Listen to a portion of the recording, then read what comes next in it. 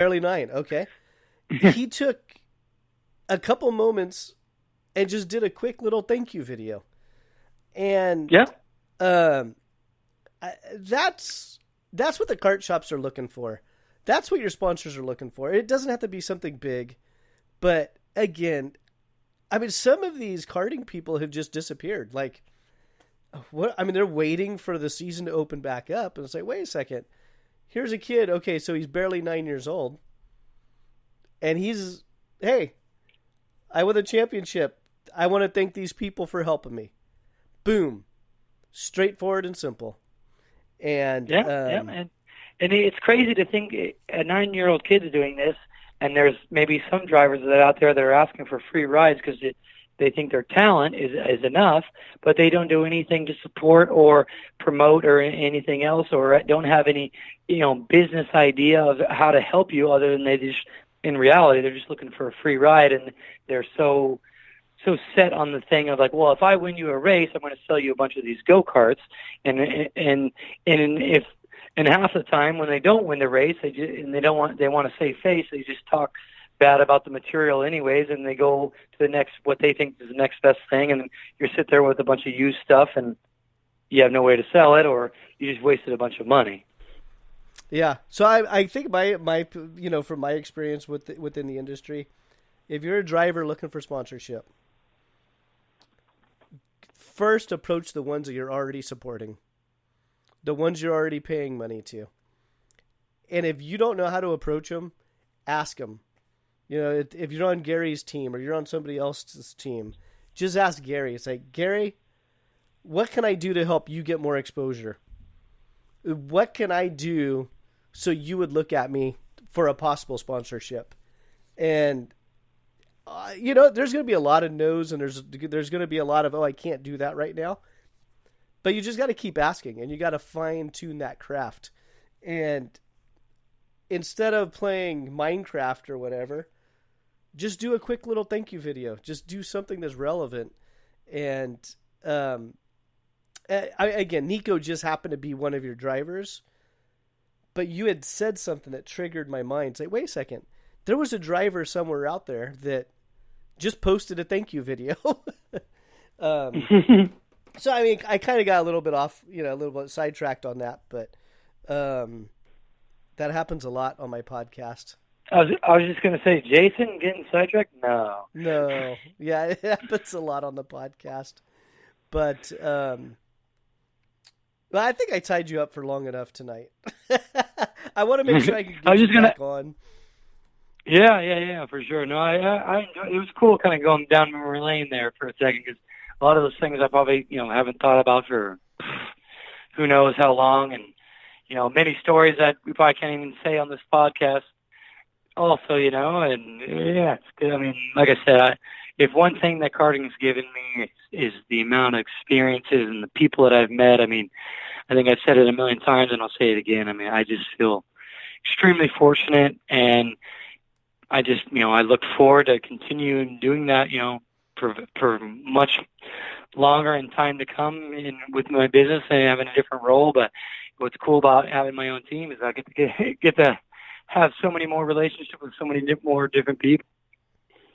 Yeah, and I enjoy doing this as well, because it's, I've known you for a long time, and I'm sitting there kind of thinking, oh yeah, I know Gary's path, but yeah, I didn't know you worked at Emic when you were, a young kid, sweeping the floors or taking set screws out of bearings.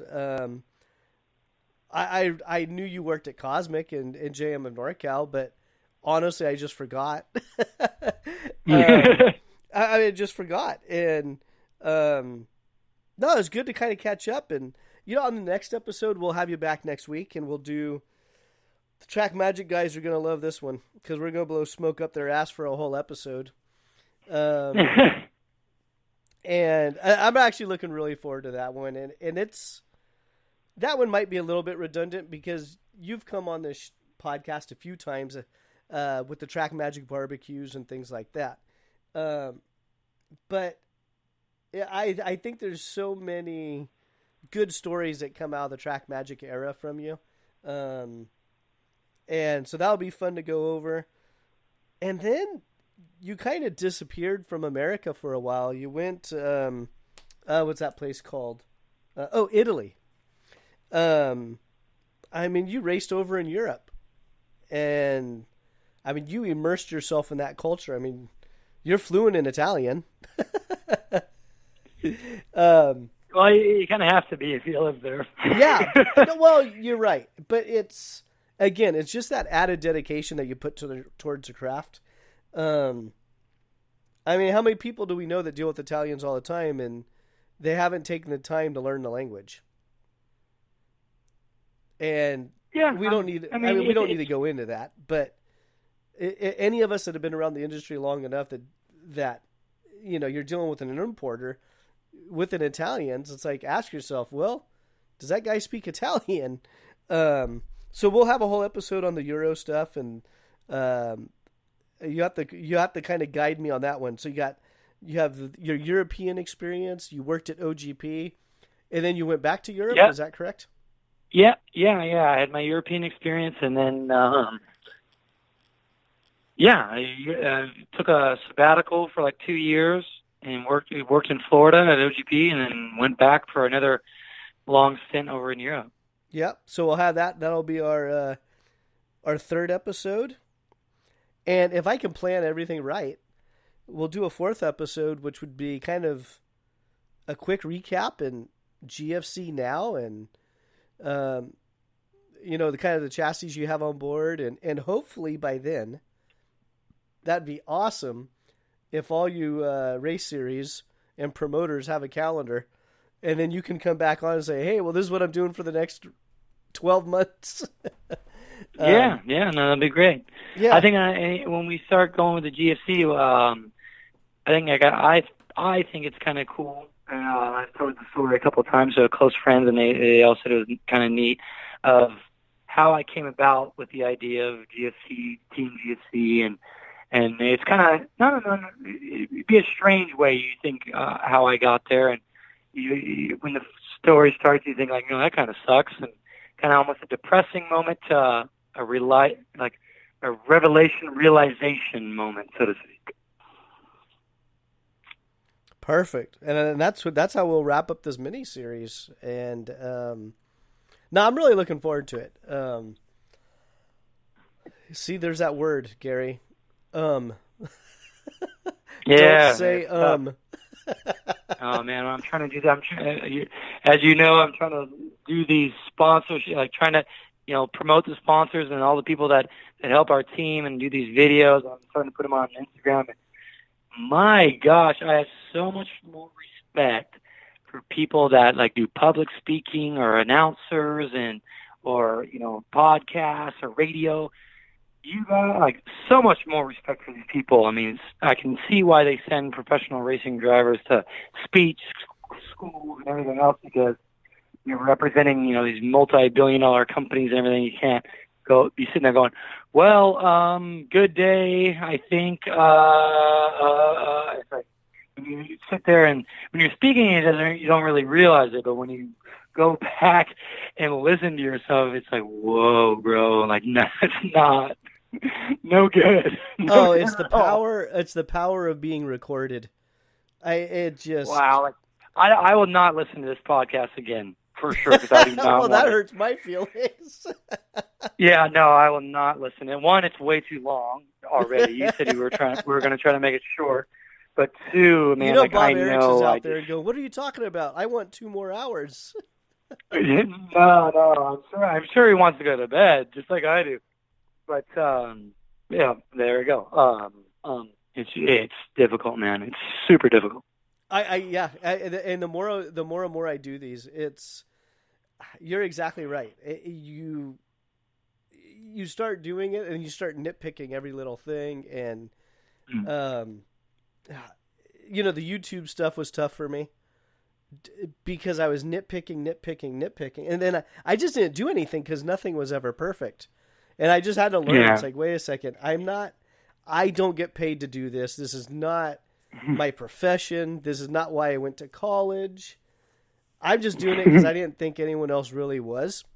And, Yeah, one day maybe someone will want to come over and take it over. Great. I mean, I personally don't care.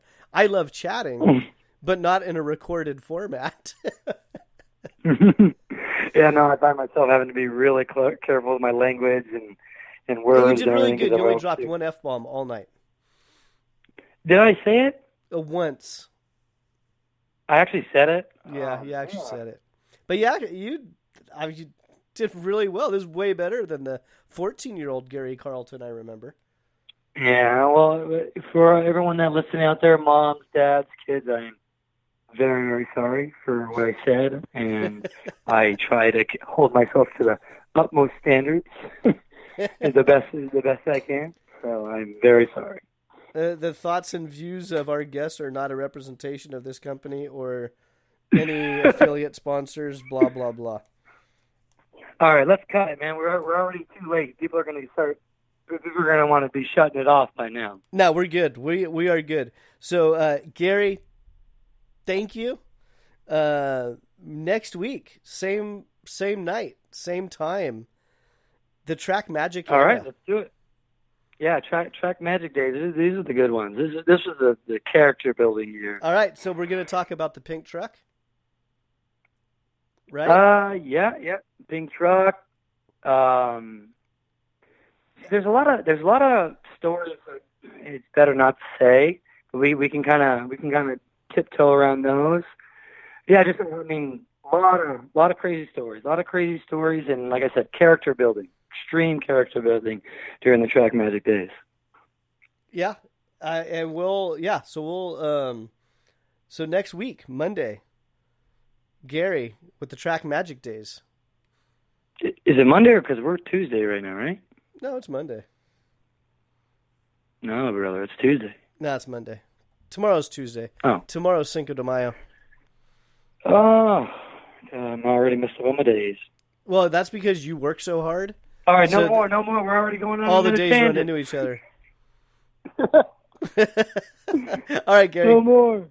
No All more. right, Jason, thank you. All right, thank you. Yeah, thank you. Bye. All right, bye.